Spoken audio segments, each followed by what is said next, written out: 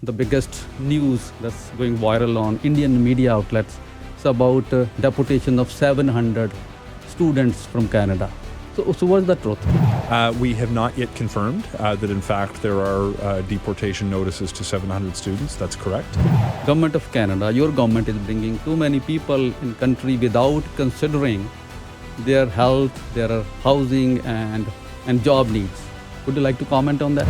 Many people believe that lottery system to run a government program is not a very fair program. There should be merit-based or there should be some other strategy.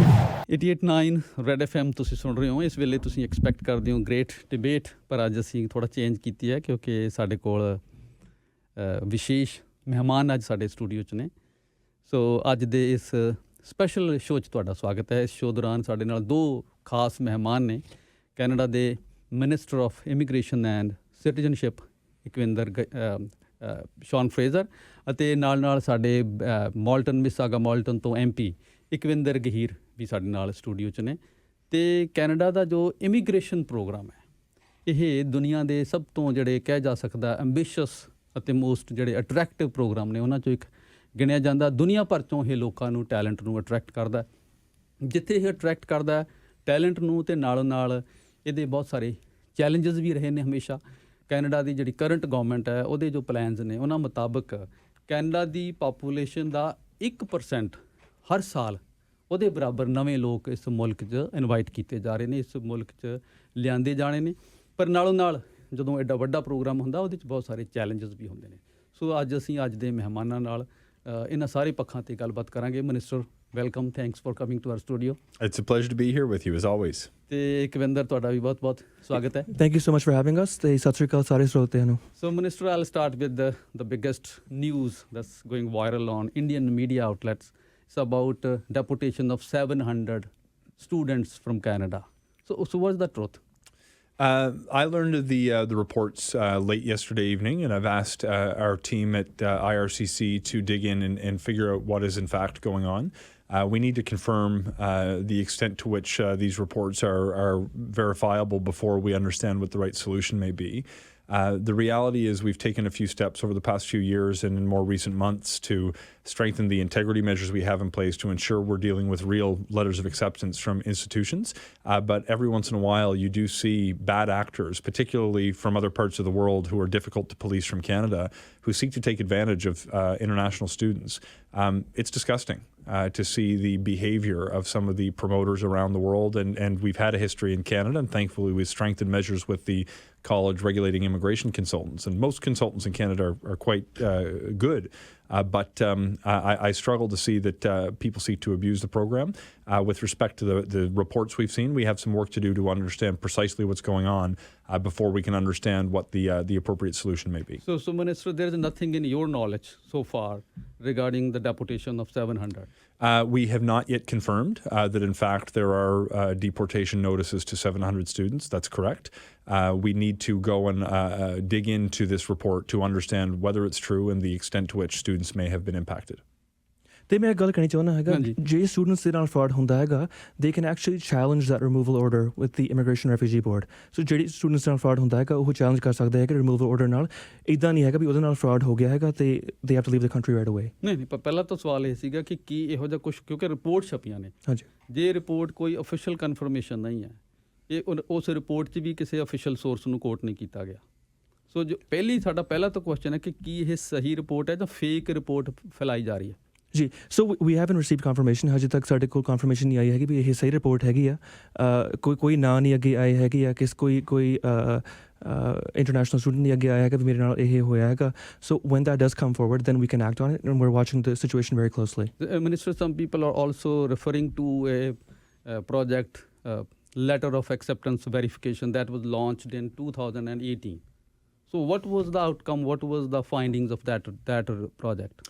Look, it's ongoing. When we launched the program in 2018, it was to do a better job of verifying the veracity of a letter of acceptance, so we know when a student submits an application that they in fact have been accepted into the program of study that's reflected on their application. We have discovered a number of different cases where there have been fake letters of acceptance that form part of an applicant's package, and of course, if you're not accepted, then you won't be approved for a study permit. Just more recently, in the past number of months in particular, we've strengthened the relationship between Canada Border Services Agency, IRCC, and post-secondary institutions across the country, having a better ability to cross-reference the letters of acceptance, not just with a database of what letters of acceptance should look like, but with actual letters that were sent from universities or colleges, gives me faith that going forward we'll be even better able to detect when someone seeks to enter Canada on a study permit on a false letter of acceptance. And I should say as well that many times the individual applicant is not actually the party to blame, but sometimes a promoter who holds themselves out as having secured their acceptance when in fact that isn't true. So, and let's talk about today's important announcement. You announced to extend expired or expiring work permit, postgraduate work permit. So can you tell us more about how many benefit from this? Today's announcement? We expect somewhere in the range of 70,000 disproportionately young and talented people will be able to remain in Canada and work in Canada for up to an additional 18 months. What we've seen as a result of the pandemic, when the border was closed, we continued to see applications come in for people who couldn't enter the country because of the risk of spreading COVID-19. We had a few years' worth of applications in the system, including very high-scoring applications. There's people who have very high scores, but not quite high enough to have been admitted as permanent residents, that we want to keep in Canada to retain these high-skilled workers and future Canadians. The announcement today is going to allow them to extend, as you pointed out, an expired or expiring work permit to let them stay and remain in Canada, not just to fill gaps in the labour force in the short term, but to improve their chances at permanent residency for the next 18 months when they are issued a new work permit. So, Minister, when we say expiring, is there any date? 2023. If you have one that's expiring in 2023, you're going to be eligible. But if you have one that has expired recently, or you would have even been eligible for the extension last year, you can still be brought into this new process. The application will launch on April 6th. If you have a valid work permit, you will be issued a new work permit. If you have an expired work permit, upon completing the online application, you will be emailed an interim work authorization. And if you affix that, just staple it to your expired work permit, then you will be able to continue working in Canada. And there is a general complaint that we hear from the community that Government of Canada, your government, is bringing too many people in country without considering their health, their housing, and job needs. Would you like to comment on that? Absolutely. And I've got a particular perspective on this, not just because some of these decisions are mine, but because of the community that I come from. I think it's important that we understand the cost of not embracing immigration in large numbers. I come from a community that has lost schools and hospital services because families moved away from my community, because health professionals moved away from my community. Our biggest challenges now are whether we can build houses quickly enough to accommodate the people who are coming in, rather than losing schools and hospitals because so many people were leaving. Canada needs more people to fill gaps in the labour force, but more importantly, to fill skills gaps for the economy in the long term, including skills to build houses and to take care of people in the healthcare system. We've changed our strategy this year, not just to increase the overall levels, but to incentivize people to move to parts of the country that have more capacity in housing and healthcare. And that's been done through embracing regional programs, the provincial nominee programs, the Atlantic Immigration Program, the Rural and Northern Immigration Program. But we're also changing the express entry system so we can target applicants by the sector that they work in and the region that they hope to move to. So if we need healthcare workers and home builders, we will be able to draw down the highest scoring healthcare workers and home builders in the system rather than just taking the highest scoring people overall. This will better tailor our system to help solve some of the social challenges that you've referenced rather than putting additional pressure on them. Iqwinder, ਤੁਸੀਂ ਤਾਂ community 'ਚ ਵਿਚਰਦੇ ਹੋ, ਤੁਸੀਂ ਕੀ ਚੀਜ਼ਾਂ ਸੁਣਦੇ ਹੋ ਕਿ ਲੋਕ ਜਿਸ ਹਾਲਾਤ 'ਚ ਹੁਣ ਰਹਿ ਰਹੇ ਨੇ, ਇੱਕ ਘਰ 'ਚ ਤਿੰਨ ਫੈਮਿਲੀਜ਼ ਨੂੰ ਰਹਿਣਾ ਪੈ ਰਿਹਾ, ਉਹਨਾਂ ਦੀਆਂ ਜਿਹੜੀਆਂ ਰੈਂਟਿੰਗ ਦੀਆਂ ਪ੍ਰੋਬਲਮਸ ਨੇ, ਜੌਬ ਦੀਆਂ ਪ੍ਰੋਬਲਮਸ ਨੇ, ਤੁਸੀਂ ਇਹ ਚੀਜ਼ਾਂ ਖੁਦ ਜੋ ਅਬਜ਼ਰਵ ਕਰਦੇ ਹੋ, ਤੁਸੀਂ ਤੇ ਲਿੰਕ ਹੋ ਕਮਿਊਨਿਟੀ ਅਤੇ ਗਵਰਨਮੈਂਟ ਦੇ ਵਿਚਾਲੇ, ਤੁਸੀਂ ਕੀ ਸਮਝਦੇ ਹੋ? ਸੋ ਅਸੀਂ ਕਮਿਊਨਿਟੀ ਵਿੱਚ ਵਿਚਰਦੇ ਹੈਗੇ ਆ, ਗੱਲਬਾਤ ਕਰਦੇ ਹੈਗੇ ਆ। So we also speak to business owners ਜਿਹੜੇ business own ਕਰਦੇ ਹੈਗੇ ਆ ਤੇ ਉਹ ਸਾਰੇ business owners ਇਹੀ ਸਾਨੂੰ ਕਹਿੰਦੇ ਨੇ ਵੀ ਸਾਡੇ ਕੋਲ labor shortage ਹੈ ਕਿ ਤੁਸੀਂ ਹੋਰ ਲੋਕਾਂ ਨੂੰ ਲੈ ਕੇ ਆਓ ਵੀ ਸਾਡਾ ਕੰਮ ਨਹੀਂ ਪੂਰਾ ਹੋ ਰਿਹਾ ਹੈਗਾ whether you talk to warehouse owners anyone working in the food industry tourism industry ਮੈਂ ਹਾਲਾਂ ਹੁਣੇ ਯੂਕਾਨ ਤੋਂ ਆਇਆ ਹੈਗਾ ਤੇ ਉੱਥੇ ਵੀ ਗੁਰਦੁਆਰਾ ਸਾਹਿਬ ਮੈਂ ਗਿਆ ਸੀਗਾ ਤੇ ਉੱਥੇ ਵੀ ਜਿਹੜੇ business owners ਸੀਗੇ they were very happy that international students are coming to the Yukon because of the provincial nominee program there ਤੇ ਉਹ ਖੁਸ਼ ਨੇ ਵੀ ਲੋਕ ਆ ਰਹੇ ਨੇ ਠੀਕ ਹੈਗਾ ਇਹ ਗੱਲ ਵੀ ਸਹੀ ਹੈ ਕਿ ਆਪਾਂ ਨੂੰ ਆਪਣਾ infrastructure improve ਕਰਨਾ ਪੈਣਾ ਹੈਗਾ ਹਸਪਤਾਲ ਬਣਾਉਣੇ ਪੈਣੇ ਨੇ ਸਕੂਲ ਬਣਾਉਣੇ ਪੈਣੇ ਨੇ ਘਰ ਬਣਾਉਣੇ ਪੈਣੇ ਨੇ to accommodate these people but we do need people to come to Canada. And another Minister popular program in our community is parents and grandparents program. So your government and your previous governments, they tried different strategies to run this program. So are you happy with the current strategy or current plan, or you're considering some changes in? So we've made some changes, and I'm always open to further changes. If I can be completely candid with you, the Parents and Grandparents program presents challenges that are amongst the very most difficult for me to solve because the demand to come to Canada for eligible applicants so dramatically exceeds the number of spaces that are available in the annual immigration levels plan. A few years ago, we would see for a little more than 20,000 spaces that were available, 200,000 applicants. That's not a sustainable approach, which is why there needed to be the random selection that takes place. One of the changes that I made in the annual immigration levels plan is increasing it from the low 20,000s to, by 2025, 36,000. This is going to allow more families to be reunited with their loved ones, but I still recognize that even with 36,000 a couple of years from now, we're still going to have far more people who wish to take part in the program than there are spaces available. So we made another change, and that's on the super visa program. By extending the permission for a person to come to Canada and relaxing the requirements around medical insurance to allow them to purchase international medical insurance from approved providers, we're actually going to allow people to come here more quickly, more effectively, and to stay for up to 10 years while they go through the Parents and Grandparents program. There's no perfect solution when you're dealing with such an extraordinary demand to come to Canada, but the combined impact of the changes to the super visa program with more spaces available should allow significantly more families to be reunited over the next few years. But many people believe that lottery system to run a government program is not a very fair program. There should be merit-based, or there should be some other strategy.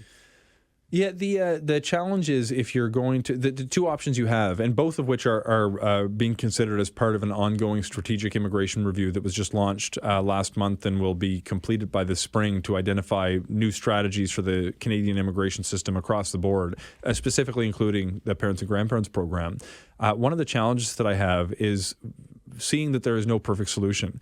If you choose to move from a random selection and you have 10 times the demand and the number of spaces that you have each year, there will be a 10-year wait. And for somebody who's a grandparent to wait 10 years is not an acceptable solution. So despite the fact that there are challenges with the random selection strategy that has been put in place a number of years ago, the real solution in the short term is the changes to the super visa.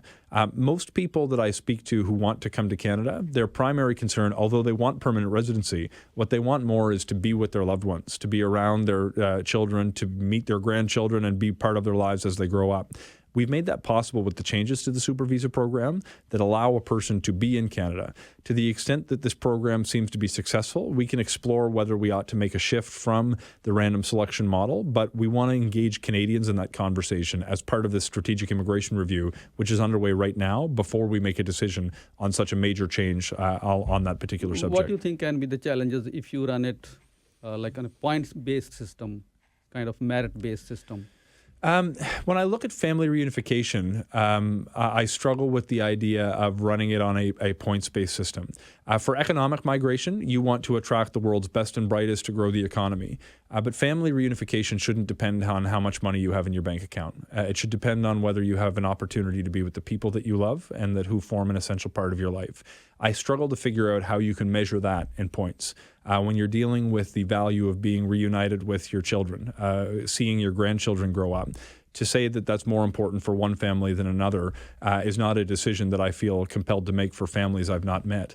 I want to try to have a process that's fair, and I want to have a process that allows as many families to be together as possible. I think we've made major improvements with the combined impact of the increased level spaces and the super visa changes. And over the course of the next year or two, I think we'll see whether they have the desired impact of allowing more families to be together, regardless of how much money they may come from. Minister, your ministry runs the world's biggest, or I can say most ambitious immigration program in the world. So what are your thoughts or your vision about the future of this program?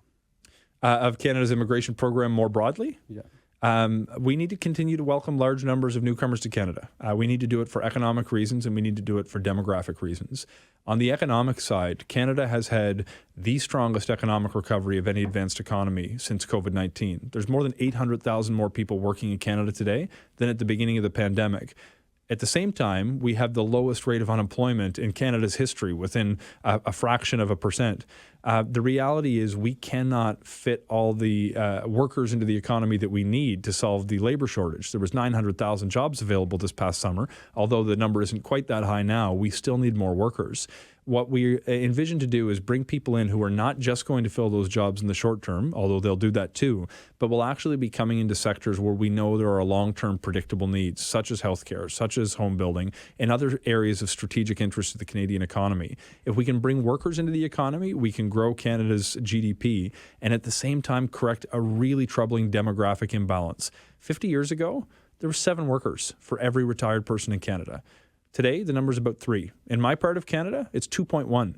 The conversations, if we don't change the demographic trajectory that we're on, 50 years from now, won't be about labor shortages. They'll be about whether we can afford schools and hospitals. I want to make sure I do everything I can so when my daughter is raising her kids, that they have the public services that we too often take for granted. And I think increasing Canada's immigration ambition is part of the long-term solution. Maybe Iqwinder, ਤੁਸੀਂ ਵੀ comment ਕਰ ਸਕਦੇ ਹੋ ਕਿਉਂਕਿ ਆਪਣੀ community 'ਚ ਸਭ ਤੋਂ ਵੱਡੀ ਪ੍ਰੋਬਲਮ ਹੈ ਕਿ ਜੋ ਵੀ ਬੰਦੇ ਆ ਰਹੇ ਨੇ ਨਵੇਂ ਉਹ ਆ ਕੇ ਬਸ ਕੁਛ ਖਾਸ ਦੋ ਚਾਰ ਸ਼ਹਿਰਾਂ 'ਚ ਹੀ ਇਕੱਠੇ ਹੋ ਰਹੇ ਆ, ਬਰੈਂਪਟਨ 'ਚ ਇਕੱਠੇ ਹੋ ਰਹੇ ਨੇ ਜਾਂ ਸਰੀ 'ਚ ਹੋ ਰਹੇ ਨੇ।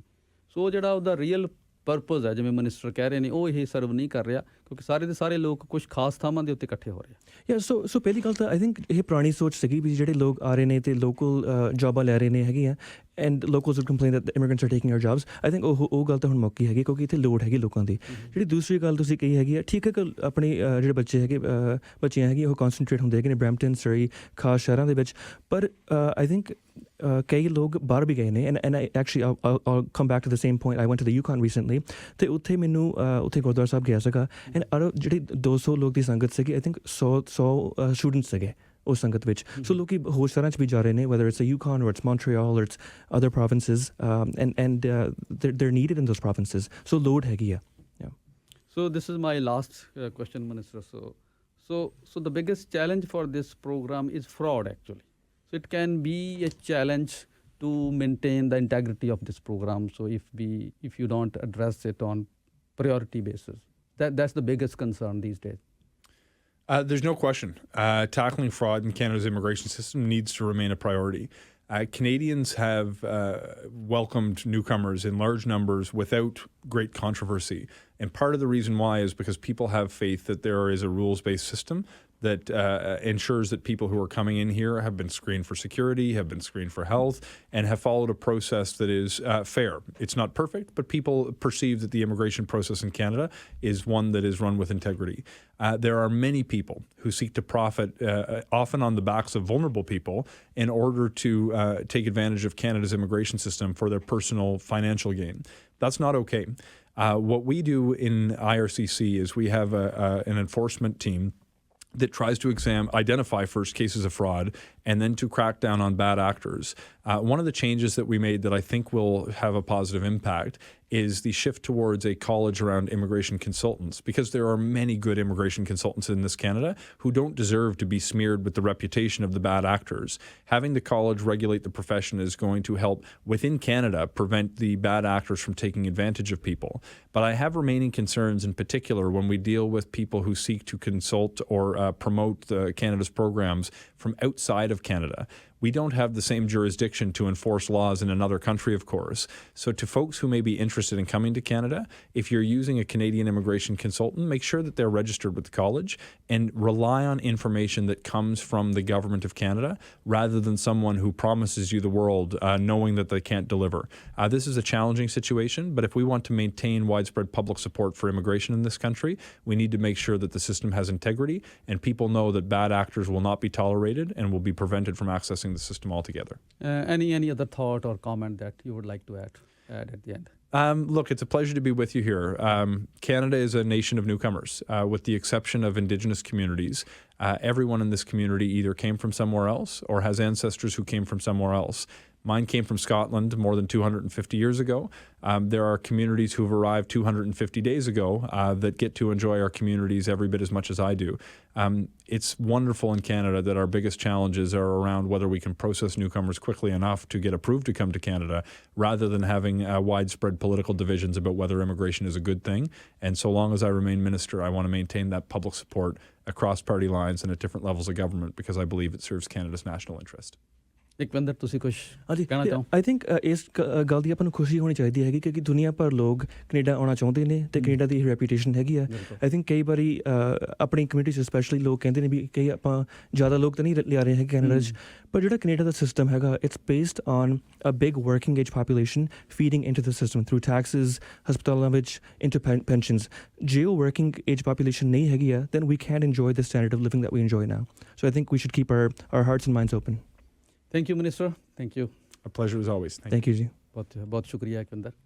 ਸੋ ਇਹ ਸਨ ਕੈਨੇਡਾ ਦੇ minister of citizenship and immigration Sean Fraser, ਅਤੇ ਸਾਡੇ ਨਾਲ ਦੂਸਰੇ ਮਹਿਮਾਨ ਸਨ ਮਿਸਾਗਾ ਮੋਲਟਨ ਤੋਂ MP ਇਕਵਿੰਦਰ ਗਹੀਰ। ਅਤੇ ਇਸ ਵੇਲੇ ਅੱਜ ਜਿਹੜੀ ਸਭ ਤੋਂ ਵੱਡੀ ਖਬਰ ਹੈ ਕਿ ਜਿਹੜਾ ਪੋਸਟ ਗ੍ਰੈਜੂਏਟ ਵਰਕ ਪਰਮਿਟ ਹੈ ਉਸ ਦੀ ਐਕਸਟੈਂਸ਼ਨ ਦਾ 18 ਮਹੀਨਿਆਂ ਲਈ ਹੋਰ ਉਸ ਨੂੰ ਐਕਸਟੈਂਡ ਕਰਨ ਦਾ ਐਲਾਨ ਮਿਨਿਸਟਰ ਨੇ ਕੀਤਾ, ਅਤੇ ਉਸੇ ਸਿਲਸਿਲੇ 'ਚ ਅੱਜ ਉਹ ਅਪੀਲ ਸਨ ਅਤੇ ਇਹਦੇ ਬਾਰੇ ਅੱਜ ਉਹਨਾਂ ਨੇ ਹੀ ਇੰਪੋਰਟੈਂਟ ਅਨਾਊਂਸਮੈਂਟ ਕੀਤੀ, ਅਤੇ ਕੁਛ ਹੋਰ ਜਿਹੜੇ ਮੁੱਦੇ ਨੇ ਉਹਨਾਂ ਉੱਤੇ ਵੀ ਅੱਜ ਸਾਡੇ ਨਾਲ ਉਹਨਾਂ ਨੇ ਗੱਲਬਾਤ ਕੀਤੀ ਹੈ।